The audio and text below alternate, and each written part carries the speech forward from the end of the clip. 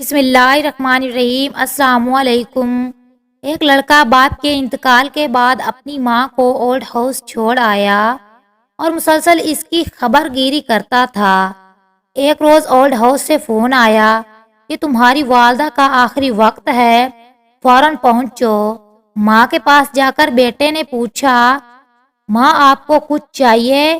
لے آؤں؟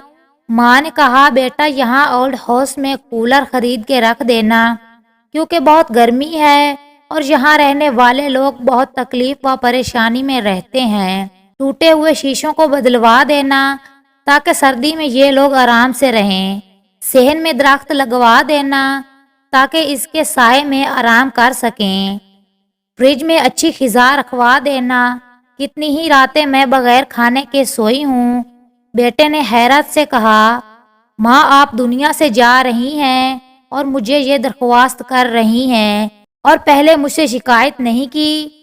ماں نے کہا، ہاں میرے بیٹے، مجھے گرمی، سردی، بھوک پیاس کی عادت ہے، لیکن مجھے ڈر ہے جب تیرے بچے ضعیفی میں تجھے یہاں لے کر آئیں تو تجھے تکلیف ہوگی، کیونکہ میں نے تجھے بہت ناز و نام سے پالا ہے۔ مزید ویڈیوز دیکھنے کے لیے میرے چینل کو لائک، سبسکرائب، شیئر کریں۔ شکریہ۔